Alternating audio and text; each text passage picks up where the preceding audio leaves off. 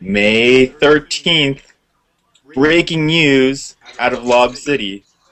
The lovable grizzly bear playoff hopes has been put down. The bear that has escaped Lob City Zoo has terrorized Lob City residents for more than 2 weeks. Park rangers have caught them, Wow. put down playoff hopes, the grizzly bear. It's ClipperBlog Live, post-game, post-series edition. Andrew Hahn here with our guest from Oceanside, a much happier DJ Foster. You were going with that grizzly bear analogy. You really stuck with it. I'm proud of you. And from Alabama, making his triumphant return, Nick Flint. Hey, everybody. Nick, let's start with you. It seemed like the Clippers won this game with defense, which is not something you can often say.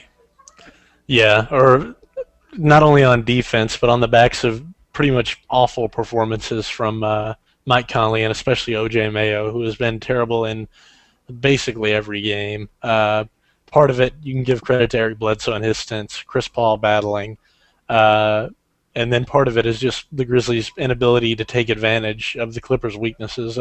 In the fourth quarter, again, we saw Marc Gasol struggling. Not really his fault in a lot of parts, but the team just not finding him in those little high-low sets, not finding him on the move. And then when he actually made his catches, he couldn't draw fouls against Reggie Evans.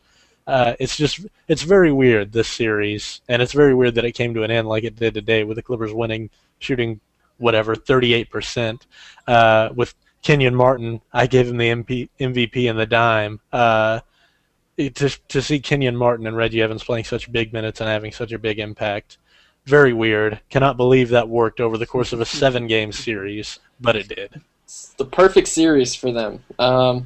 I guess, I don't know, I'm going to get a little Mike Smithian on you guys here and say that was one of the most physical playoff games I've seen in years. I mean, I don't remember anything like that recently. Probably have to go back to the 90s to find something. I mean, they showed it, Blake Griffin and Zach Randolph were just wrestling each other for position. I mean, it was everywhere. Every rebound was just a push fest in the paint. Like, for the Clippers, they've had a lot of misconceptions about their team, and a lot of people have said they're soft, and even I have said they're a jump shooting team. They don't want to play defense. They don't want to do this or that. They played Memphis's game. You look at this game. This is a Grizzly game. Just the way it was played, where it took place in the paint, and the Clippers beat the Grizzlies at their own game. And there's something to be said for that. That we called them soft and we called them jump shooting team, whatever. They out-battled one of the toughest teams in the league in a Game 7 on their court. It's impressive. Yeah. Chris Paul is freaking amazing. He didn't have a spectacular game, 7 for 17, 1 for 6 from 3, 4 assists. 9 rebounds, though, from the smallest player on your team. 2 games now he's done that, and when the Clippers all season have really, in some situations against good rebounding teams, needed good guard rebounding, only Chris Paul has stepped up, not the wings. Eric Bledsoe in limited minutes obviously always rebounds well, but Chris Paul above and beyond. It kind of reminded me of the Kobe Game 7 against Boston a little bit in a way. Chris Paul obviously wasn't shooting that much and missing as much as Kobe was because he's not Kobe, but his rebounding, I mean, he just found ways. His team, that's what his team needed, was to get on the defensive glass. And again, like Nick said, 9 rebounds tonight from a 6-foot guard when Memphis plays 2 legitimate space eaters in the paint is incredible. And I'm not sure, but was this the first game the Clippers have actually won the glass on by offensive rebounding percentage? It might be. I think they won Game 6 as well. Okay. Yeah, Game 6 was incredibly close if they didn't win it. Right. But this one also pretty close, but better. Nick, if I told you that Game 7 the Grizzlies were going to be +3 in the turnover battle and even rebounding, that you think the Clippers could win?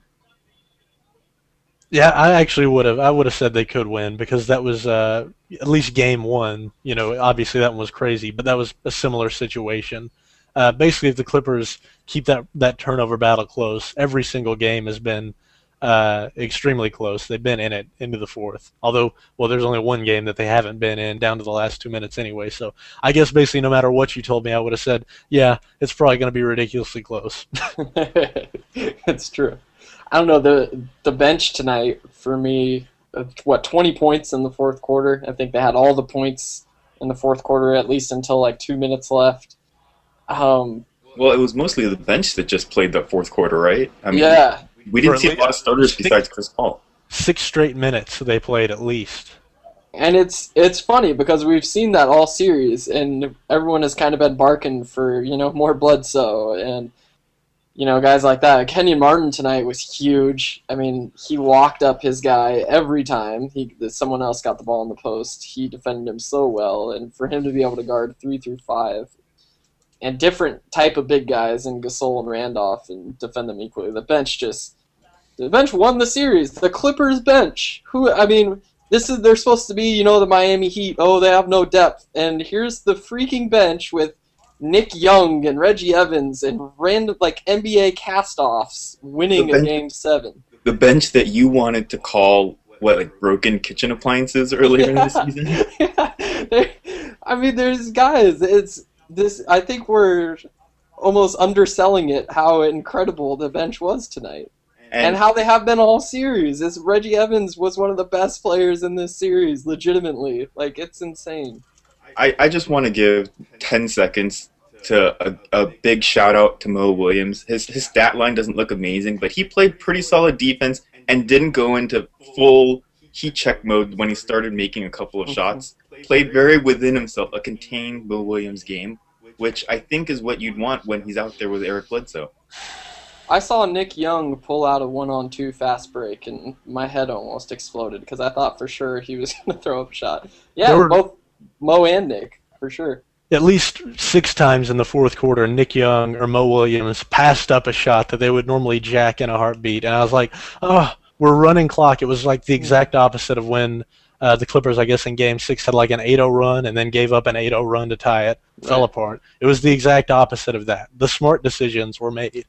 Instead of Nick Young taking a semi-contested 3 when he beat his man, he actually kicked it to a wide-open Chris Paul in the corner as the shot was going down. I was like, Nick Young assists? And someone responded like, what is the Clippers' record when Nick Young has 1 or more assists? And I responded like, stats. Yeah, it's like 0 and 0. It doesn't happen.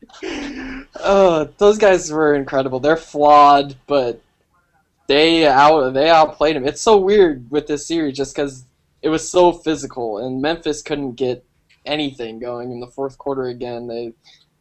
It looked like rugby out there. The paint was just a giant rugby scrum, and the Clippers could score from outside of the scrum, and Memphis couldn't. They were 0 for 13 from 3, I think. OJ Mayo, like I said, 1 for 11. And the Clippers, it may not have been a lot of perimeter scoring, but it was enough to swing the tides, really. DJ, we're getting a lot of Twitter comments about how Bledsoe changed the game. Do you want to talk about Bledsoe for a bit? Yeah, let's go. Bring it all the way back to Game 6 as well, because he had a huge impact on that game too. He did. Yeah, I think we've been saying it all series. Foy is not the guy for this series. It's Bledsoe. It's the athlete who can, get his hands on loose balls and, defend well and put perimeter defense on, Mike Conley and those sort of guys. And underrated is his ability offensively to push the tempo and get into the lane. He made some nice layups, and that baseline cut and drive with the reverse to finish was huge. That's probably the biggest bucket of the game right there. I think it took him from 6 points to 8 points. All of a sudden, it's not a 2-possession game. And that's just the type of play that he can make that really there's no other Clipper that can make that play. There's no one athletic enough or brave enough to drive into the Memphis D. This is his first playoff series, his first real minutes, and he didn't. At no point was I like, Bledsoe is shook to be out there. He played exactly the same way he would in a regular season game, if not more intense.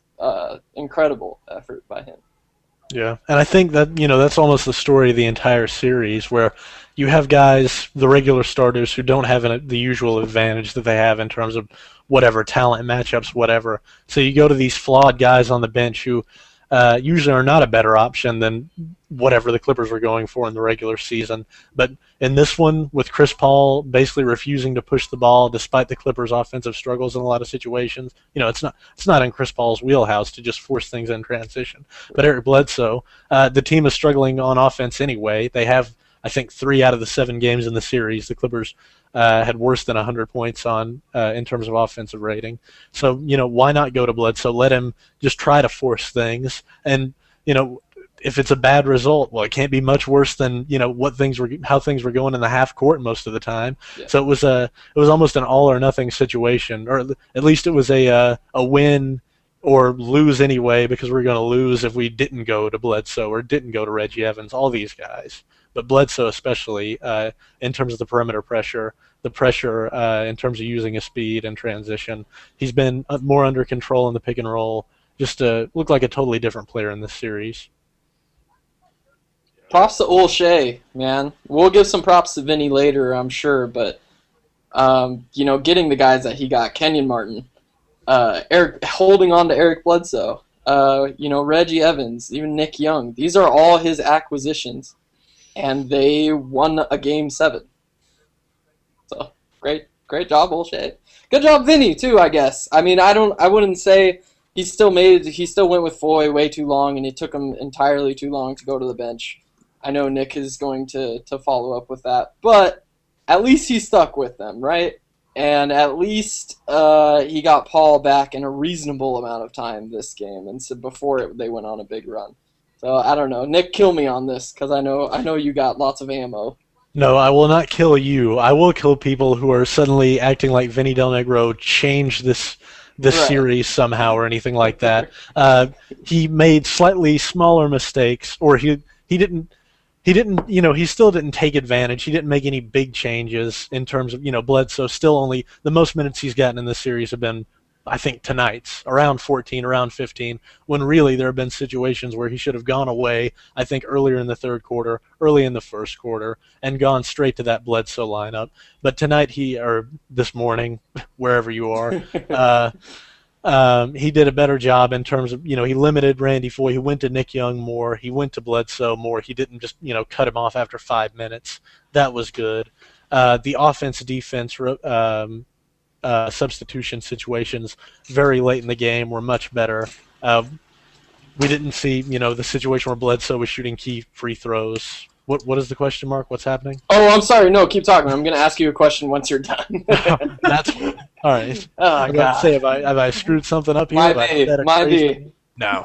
Anyway, but yeah, Vinny Del Negro better this game, but also, he was able to stick with like your Reggie Evans, your Kenyon Martin, who are playing well, because the Grizzlies, even though Marc Gasol should be bullying Reggie Evans more or less in the paint, or at least capably shooting over him, that has only happened in one half, but at the same time, when you talk about the mismatches the Grizzlies had, there wasn't too much Del Negro could do. Could he have played DJ more this game? I would have been happy to see it. Some people were questioning, why is he putting DeAndre Jordan back in? Well, he's actually played well this game, so I was happy to see that happen. So I do give Vinny Del Negro some credit for not making ridiculous mistakes or not making any kind of adjustments down the stretch. True or false, Nick and Andrew?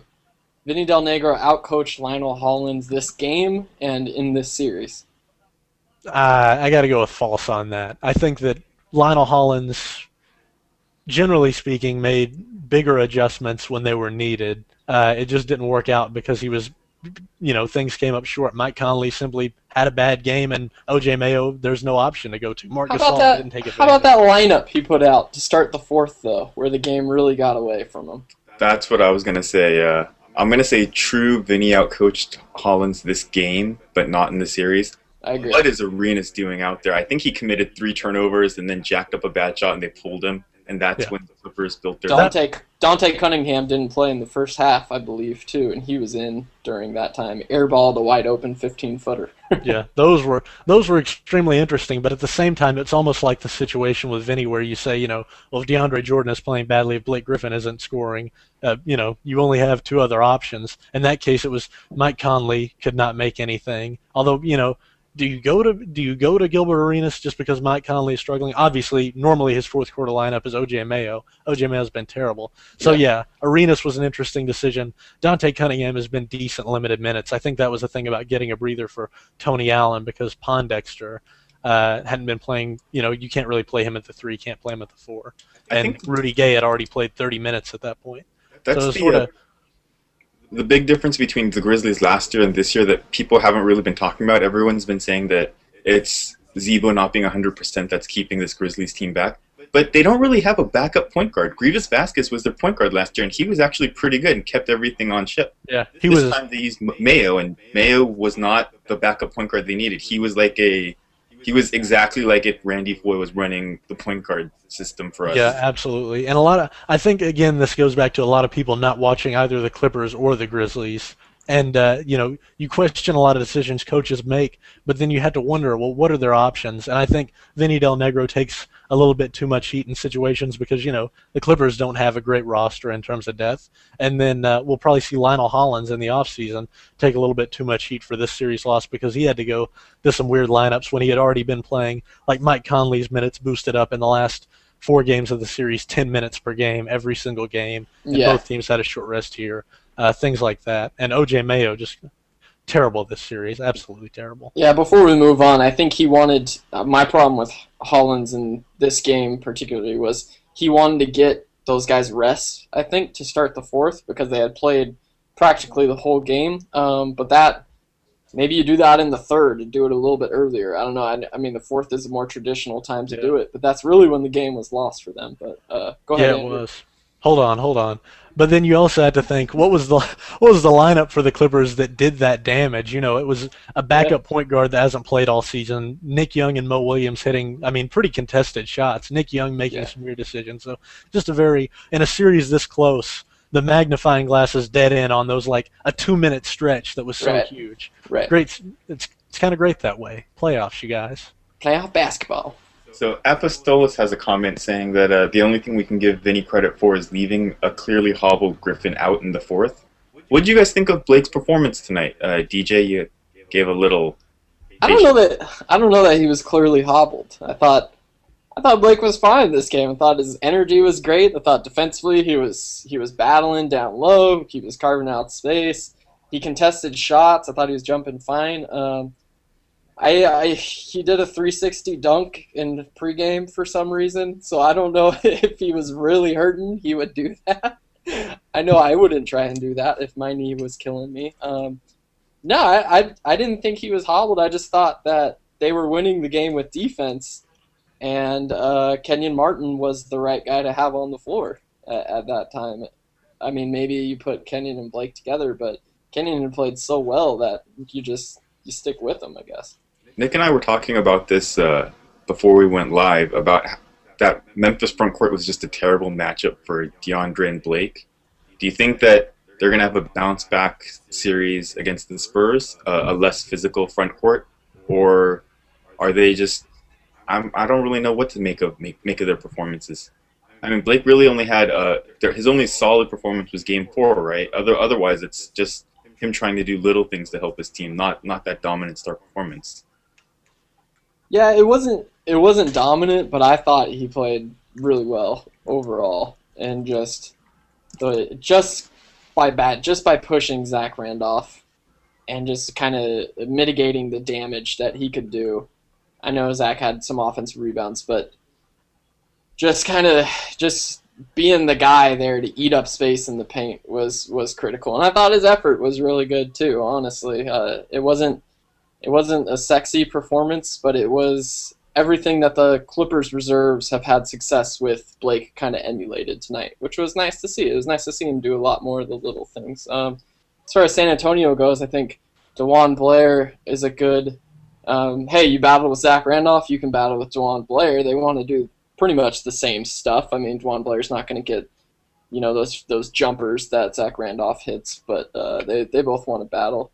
The thing with San Antonio is they have so many different types of players they can throw at you. Like Splitter, Diaw, Blair, Duncan, Bonner are 5 of the most different front court players you could ever imagine.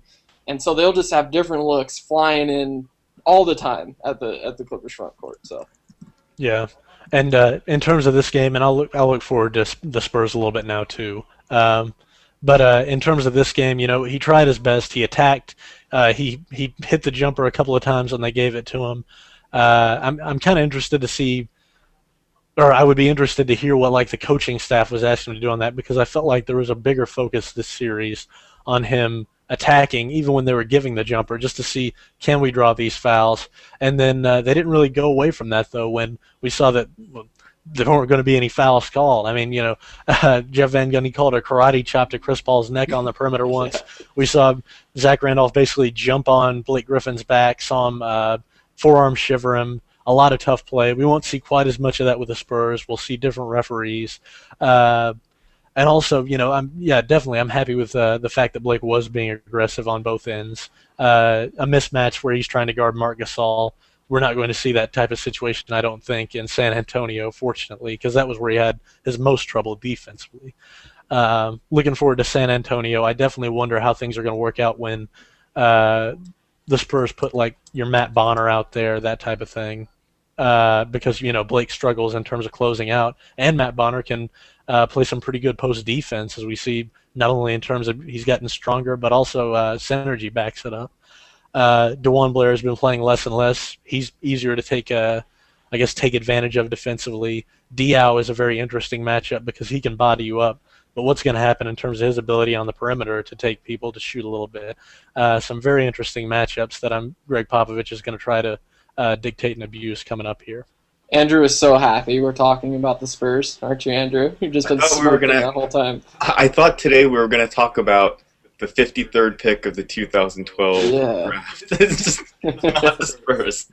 It's true. I think the one positive about it's going to be completely different. This game finished in the 70s, right? What was the final score of this one? 82-72. 82-72. I can almost guarantee the score will not even be close to that in this San Antonio series. None of the games.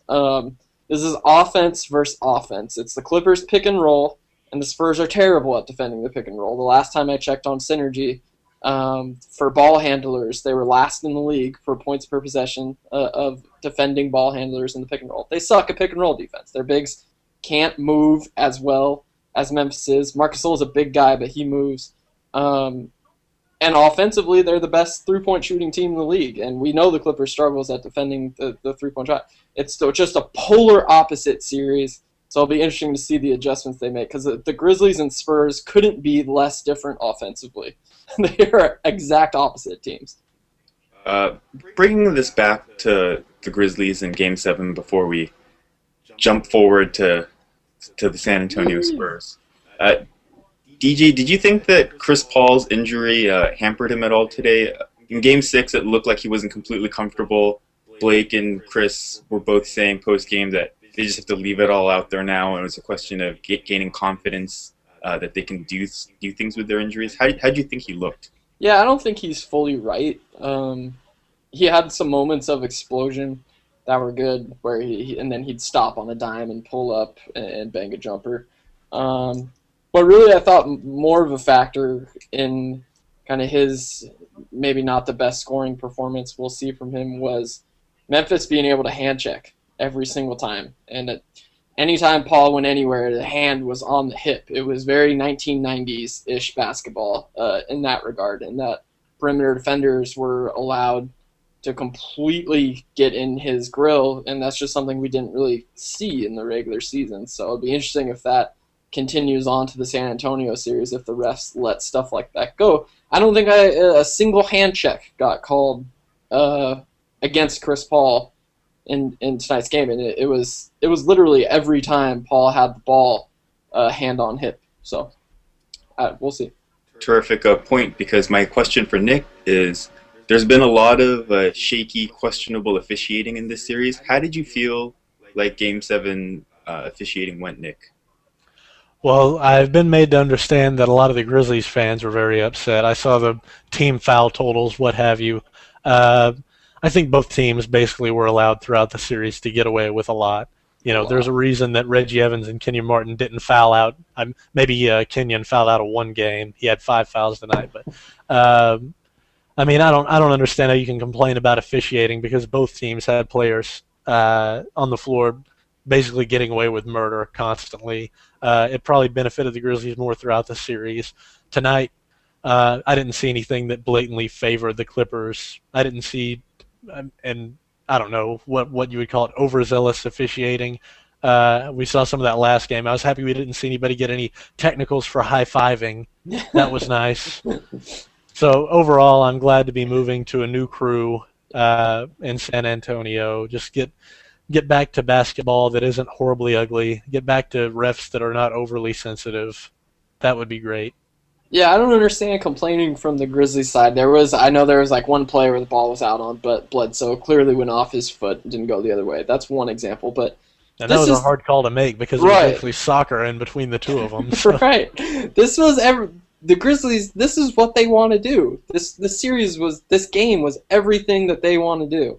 They want to be physical. They want to bang. Like this is your game. Like it was on you to win your style of basketball, and I have a hard time seeing that they're complaining that the refs didn't call it tight enough. That would benefit the Clippers. The Clippers are a better team at executing in the half court than the Grizzlies are. I'm sorry. So this is exactly what you wanted it to be. I don't get that. Yeah, it's pretty weird that Grizzlies fans would be complaining about it. If Zach Randolph can basically punch Blake Griffin in the face and then jump on his back and not get called for anything, it has to be the game that you're hoping for.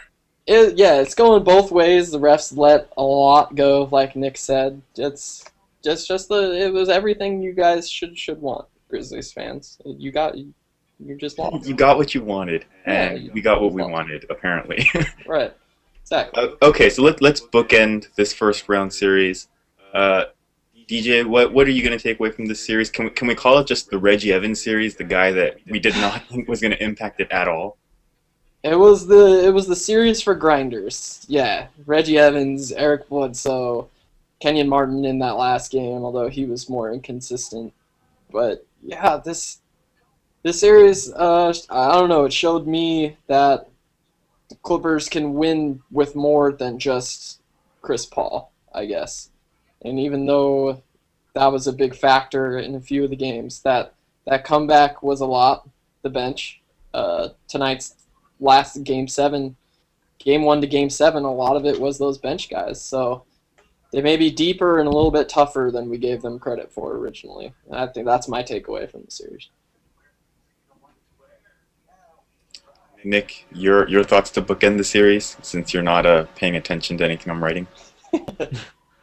I had nothing to follow with there. What am I talking about? This series? Basketball? Just things to take away from this 7-game grind versus Memphis.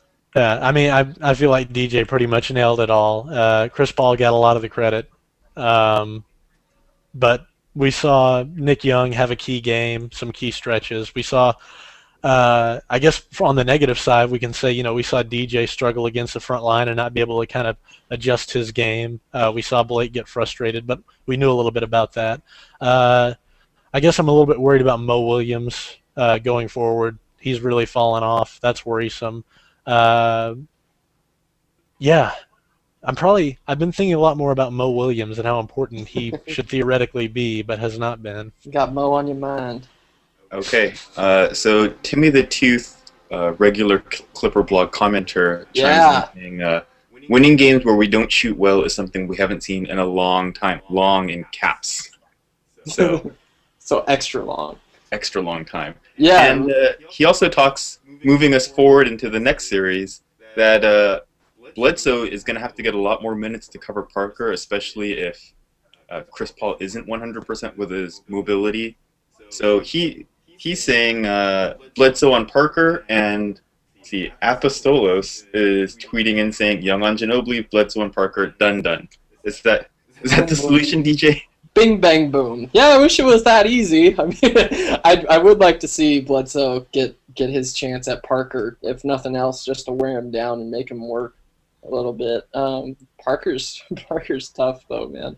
He's he's one of the more underrated point guards in the league. His progression as a player has been incredible. He too can get whatever shots he wants when he wants them in a very Chris Paul type manner. He does it in a different way, but he's gonna be really tough to stop. I don't know. We'll see.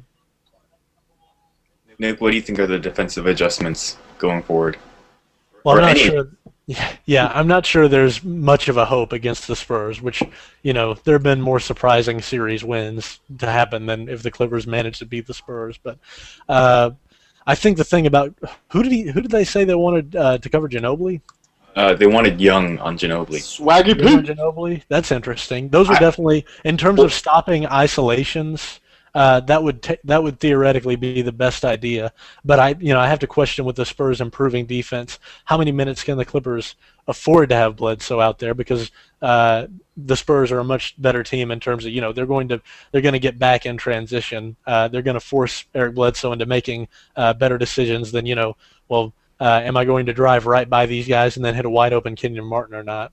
But I don't know. I mean, we're definitely going to have to see more of Eric Bledsoe because he's the only person on the team, and that's including Chris Paul, that has a chance to even slightly slow down Tony Parker with the way you have to defend the perimeter now.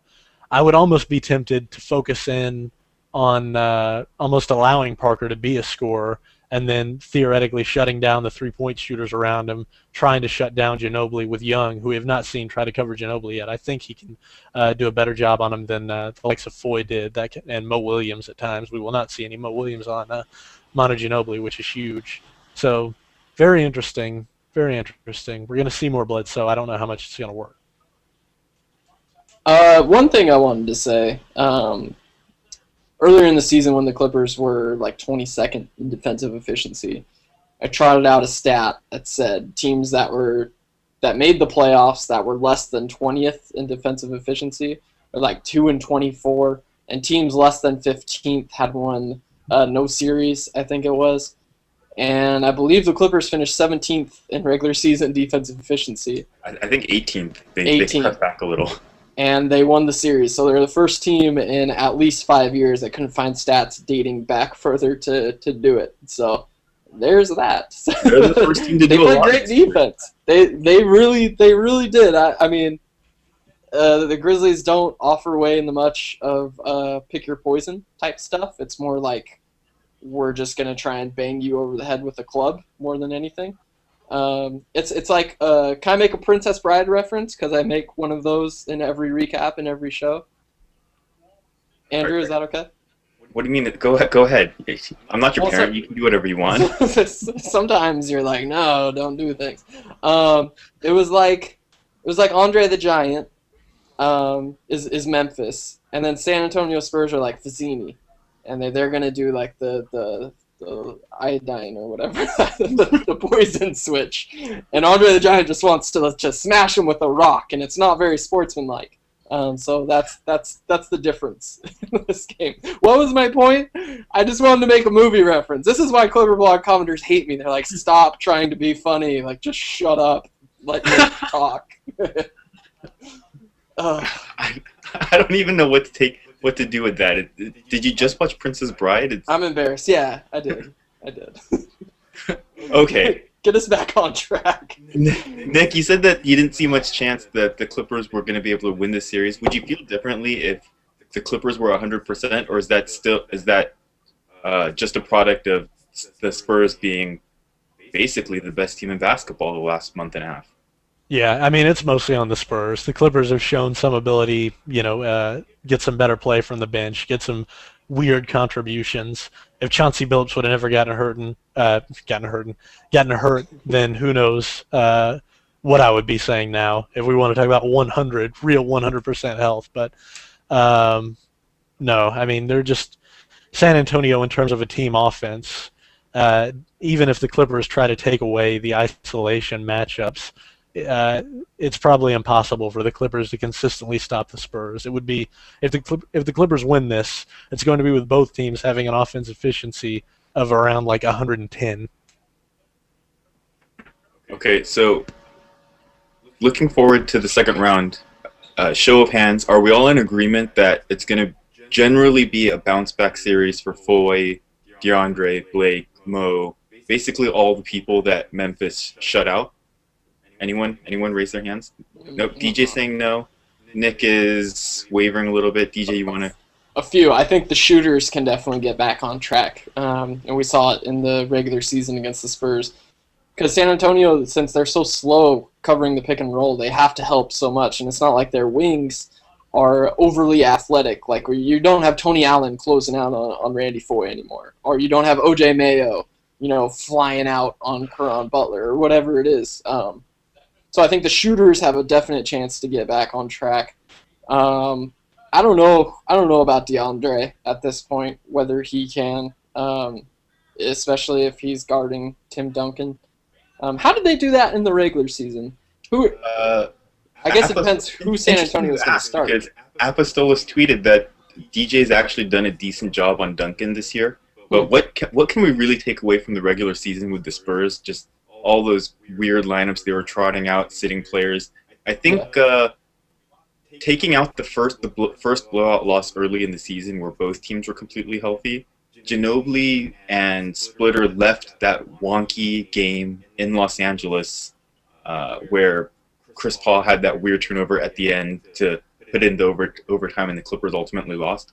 And I think Tony Parker sat in the blowout win at San Antonio. Mm-hmm. So I'm not necessarily sure what these regular season matchups are going to say, if anything. That's true. I think we'll see less. Sorry, go ahead, Nick. No, go ahead. I think we'll see less effectiveness from the likes of like Reggie Evans. I think that series was tailor-made for him. I want to think that he'll keep it going into the playoffs, but if he could sign a contract right now, I think Reggie Evans would, because his value is at its peak. I don't see guys like that, Reggie Evans, maybe even Kenyon Martin to some extent, having as good of a series against San Antonio, but the shooters can get back on track. Yeah, as Greg Popovich has been going lower and lower in terms of like DeJuan Blair's minutes. So I guess I'm mostly interested in seeing what happens in terms of who's going to have success guarding like Tiago Splitter when he's the only one in. They haven't been going, and it wouldn't hurt the Clippers much anyway if they went to like the Splitter Duncan lineup, because apparently there's some issues with the offensive spacing there. But yeah, I'm not too worried about any kind of issues in terms of guarding like Duncan one-on-one, guarding Splitter one-on-one when they're just going with their bench type lineup. And I guess as I consider it, it kind of interests me is how if Nick Young can do a good job on Ginobili when he's kind of being the de facto point guard, if the Clippers can force some turnovers against the pick and roll when the Clippers are going, or when the Spurs are going like with their starting lineup. Mostly the thoughts are, how can the Clippers hold on barely defensively, because I think on offense the Clippers can get a pretty decent amount from Chris Paul because of the Spurs issues regarding the pick and roll, as you mentioned. Yeah. And the Spurs like to run, too, which is another interesting thing. We like to think of them as a slow, boring team. They want to get out and run, and they have the athletes, a couple athletes, like Kawhi Leonard's a good finisher, guys like that, who can come out. But ultimately, they're a team dependent on their shooting. One issue we saw that you can look at going forward that may cause some problems for the Clippers is their transition defense. Because if you don't get back on defense against San Antonio, their secondary break is probably the nastiest in the league, because they have four guys trailing the break or whatever it is behind Parker who can all spot up on the perimeter and be fine. And their second unit with like Gary Neal and Bonner and guys like that, those are knockdown shooters. So if the Clippers turn it over or crash the offensive boards too hard, the Spurs can and will kill them in transition. Yeah, I'm definitely wondering about like the kind of the balance for the Spurs between getting out in transition and then how are they going to battle the Clippers on the boards. Theoretically, we're going to see a lot better rebounding from the Clippers this series also than against the Grizzlies. Right.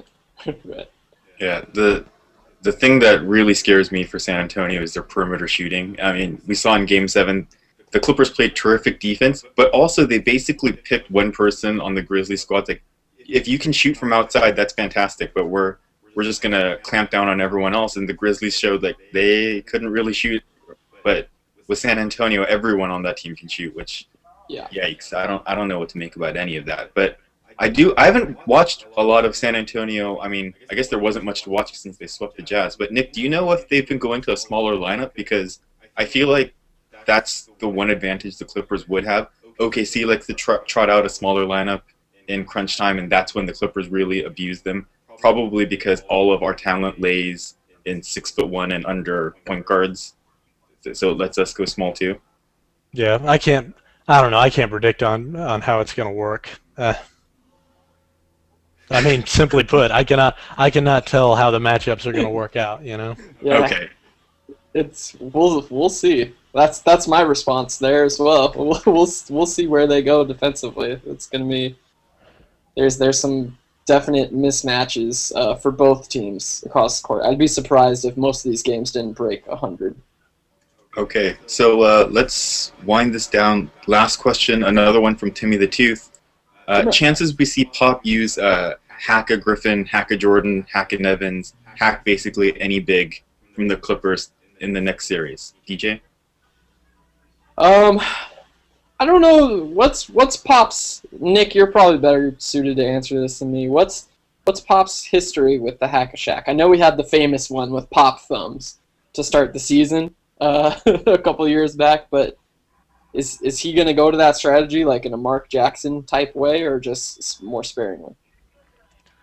I think it would be a pretty sparing situation. He doesn't want to give up, a million team fouls, but especially like down the stretch in the fourth quarter when the Clippers can't avoid having like your Blake Griffin, your Kenyon Martin. There's always going to be a bad free throw shooter in. We'll see that for a couple of minutes as the 2-minute mark approaches. I think for sure. I think it might be less blatant, intentional hacking.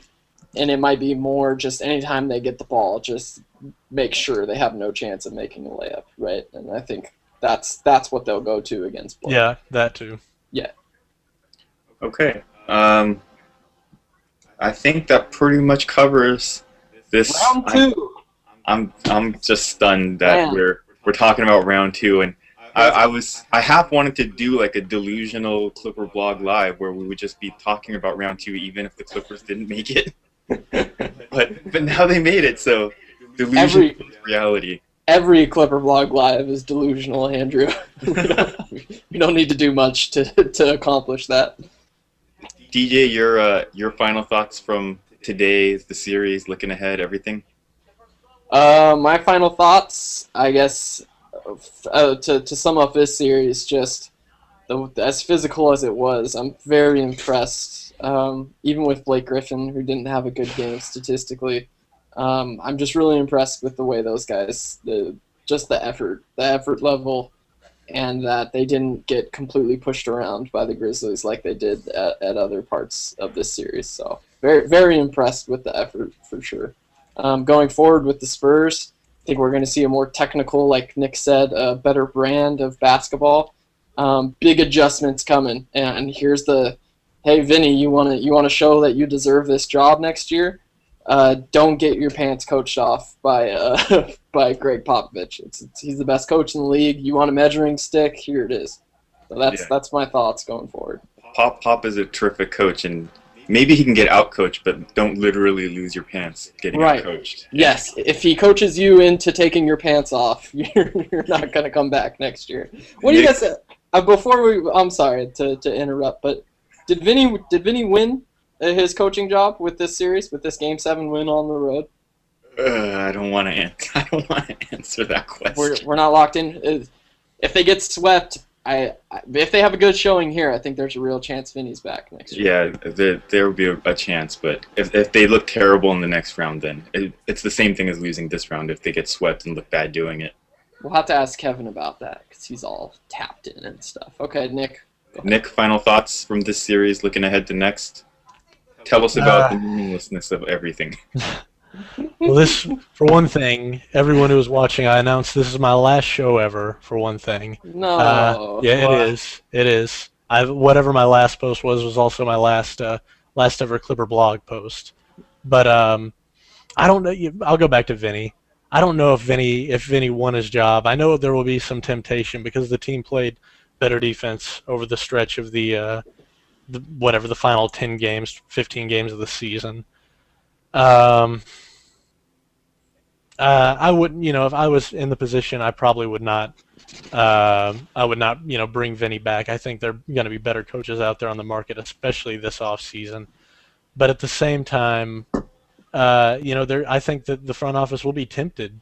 They will be tempted to see him back, and the team could, there were some tough matchups against the Grizzlies, but overall the team has done a pretty solid job. So, I mean, I don't think he's going to hold them back an incredibly horrible amount, but also he obviously is not a plus coach, so to speak. So, do we want to see him back? This series is not changing anybody's mind. Looking forward, I'm very worried about the Spurs abusing the entire team and Greg Popovich abusing Vinny Del Negro. I don't think I'm going to let you double hand wave off into the sunset. I'm going to make Reggie Evans make a stop in Alabama and give you the best motivational speech maybe ever. So there's that. Don't double hand wave off into the sunset, Nick Flint. You make me so sad. This Nick is such just a took my wonderful, day. wonderful day and made it a little bit gloomier. But I think you're right about everything that you said, which is why I like you on the show and on ClipperBlog. So take us home, Andrew. Taking you home. Take me home. Terrific win, terrific series win for the Clippers. So for Nick Flint, DJ Foster, I'm Andrew Hahn. Thanks for tuning in.